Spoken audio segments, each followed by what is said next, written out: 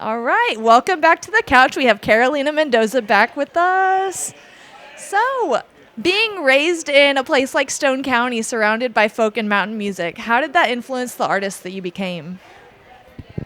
I I took influence from everyone. I took influence from the old time, from the bluegrass, from blues and country. It's how I got my start. It's where most of my standards still are, like my standard set list contains Loretta Lynn and Kate Wolf, Hank Williams Sr., Merle Haggard. Those are songs that I like to pull out, especially, when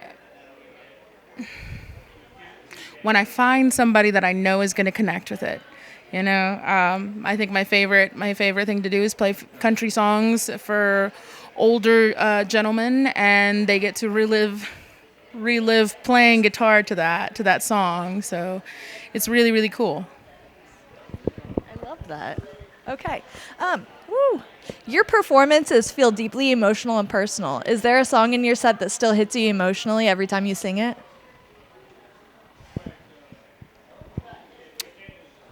Yes.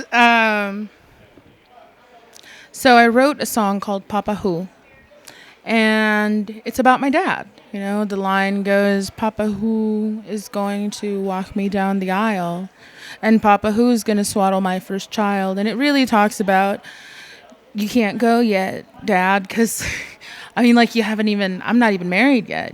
These are things that you do as with your dad. These are integral parts of life, and it still to this day makes me emotional to think about a man who can't stand for long periods of time, standing in one place for over an hour to make me tortillas so that I could have something to snack on while I was on the road, because he knew I'm a roadie like he is. He used to make trips from here to the border of Texas to Mexico in 13 hours, and that's a 16-hour drive. So just he knows how I travel. He knows I travel like he does. And it worries him because he would always, a lot of his travel time was spent not eating.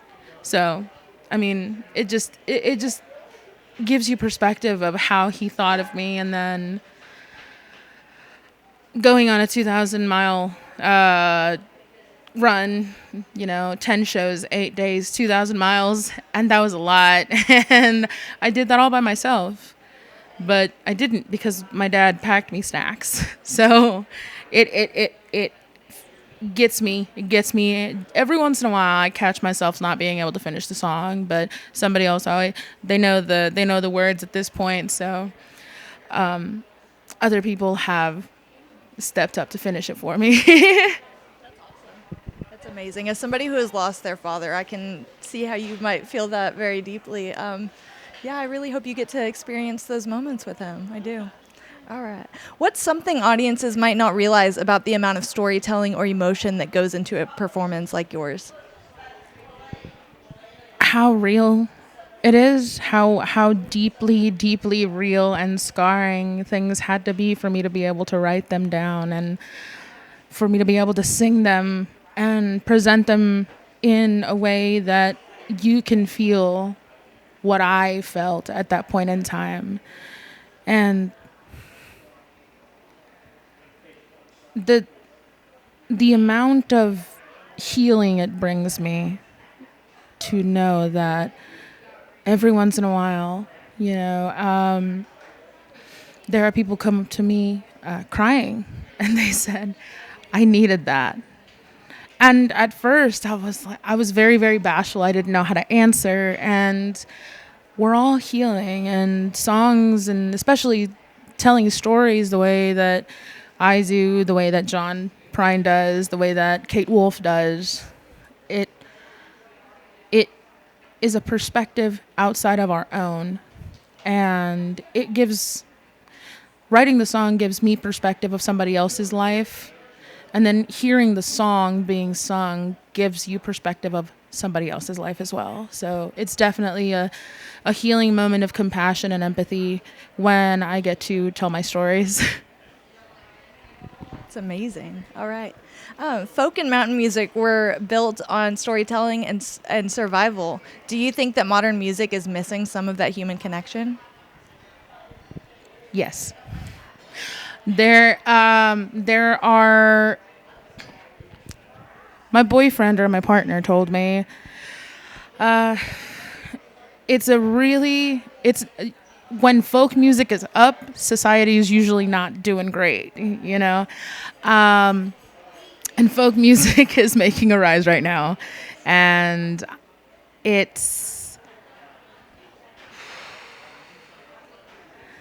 we've gotten, this might be a controversial hot take, but we've gotten so desensitized to everything that we see on a screen. We've gotten so desensitized to seeing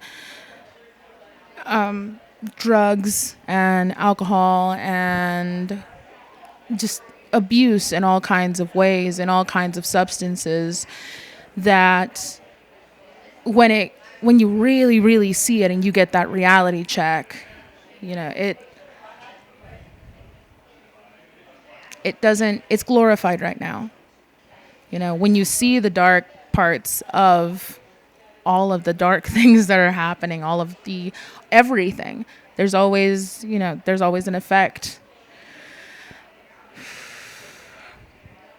We glorify drug use, alcohol use. We glorify, this isn't, you know,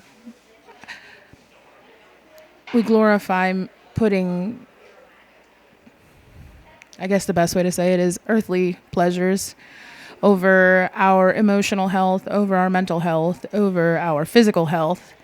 And we suffer from it, you know, the glorification of, this is a long-winded answer. I'm so sorry.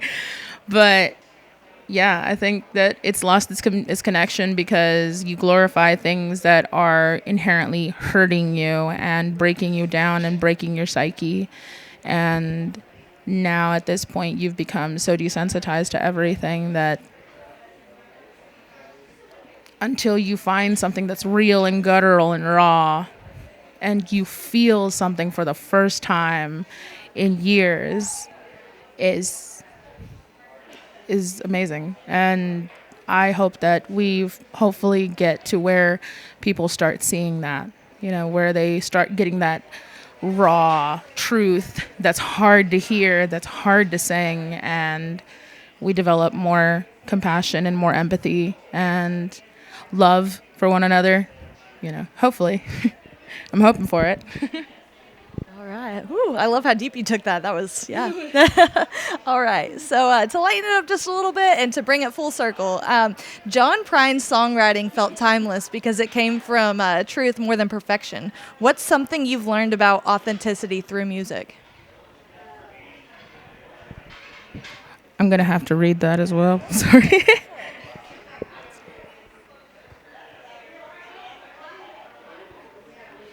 That it doesn't have to be pretty. That it doesn't have to be pretty. I grew up musically, I grew up in an environment where not everybody is the best singer, not everybody is the best guitar player, not everybody is the best this. It's not a competition. It's about what you can add to the jam, right? But sometimes the most heartfelt messages are coming from a spoken voice over a guitar, and it's beautiful. And I just recently discovered it again. You know, my dad used to listen to that specific style of music along with boleros and rancheras. I think that that Austin City Limits sound, you know, you sometimes hit perfection and it's beautiful, but sometimes you hit that really raw. I'm using that word a lot. It's because it opens wounds. It opens wounds that you didn't know you had, and it makes you uncomfortable, and it makes you think, and it makes you grow as a person. And it doesn't have to be pretty, because that's not pretty. Growth is not pretty. And I think that John Prine, giving us the harsh truth of things sometimes, as well as other songwriters, it feels timeless because it's a battle that we keep going through over and over and over again. And sometimes we will continue to go through the lesson until we learn the lesson, and then we will, go on, shave a couple of pieces off, grow a couple of pieces, in order to be able to step into the next phase of your life. Right, that was beautiful. Thank you so much for an amazing conversation. We're going to let Carolina take it from here, so thank you so much.